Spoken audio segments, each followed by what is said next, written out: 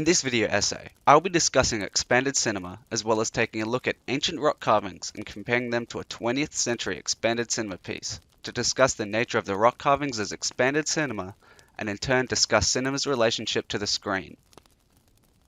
But first, we must know, what is avant-garde cinema? Fellas, don't drink that coffee.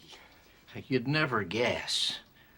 There was a fish in the percolator. Sorry. Avant-garde cinema can be defined as experimental film that pushes the boundaries of conventional cinema. Characteristics of avant-garde or experimental filmmaking are non-linear storytelling, focus on mood and tone, emphasis on visual artistry, experimental film techniques, and exploration of social, political, and abstract concepts.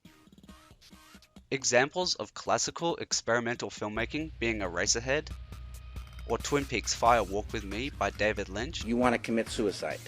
or 2022 Skinamarink by Kyle Edward Ball. But what about these rock carvings?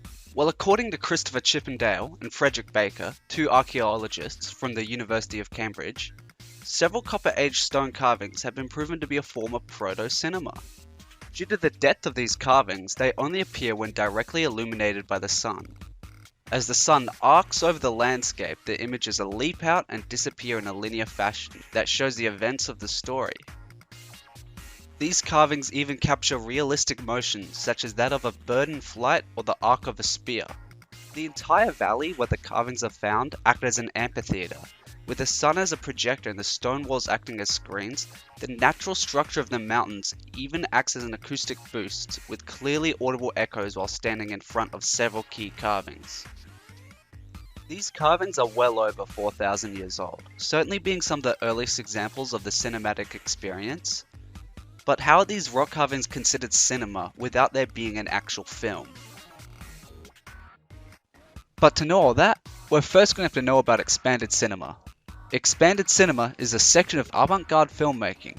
The term was coined in the mid-1960s, when filmmakers started to push the boundaries of cinema and create more participatory roles and immersive environments for the audience. Here's a more digestible clip. The artists who are working with expanded cinema have tried to make the relationship between the screen and the audience active, not passive. They're fighting the idea of the audience sitting there simply receiving work. They're saying you must engage with it. And sometimes it's making the mechanisms of cinema visible. Sometimes it's simply making you think about that whole relationship between the screen and yourself as a viewer. An excellent example of expanded cinema being Anthony McCall's long film for ambient light. The film premiered on June 18, 1975 in an abandoned warehouse. The warehouse was lined with open windows, and in the middle a bare light bulb. Visitors were allowed to come and go as they please. A note left behind by McCall claims that the elements of the barren warehouse, the movement of the guests, and the other features of the warehouse are the work. And the set space of the warehouse and the changing of the light is the film. Audience members from the original showing and from a recreation during 2007 all describe the transition from day to night as telling a story and describe a heightened narrative peak.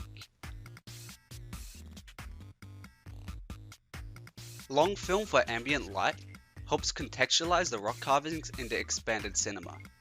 Both productions radically differ from traditional cinema, and even though they are separated by over thousands of years, they mirror each other and share several similarities. Although the rock carvings are proto-cinema, and long film for ambient light intentionally ignores cinematic structure, they both share avant-garde qualities, such as non-linear storytelling, focus on mood and tone, emphasis on visual artistry, and experimental film techniques.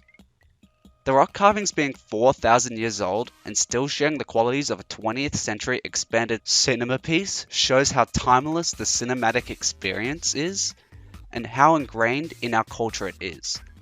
Although proto-cinema has been found all throughout history, even being linked to the ancient Egyptian mummification process, the rock carvings are certainly the oldest example of proto-cinema.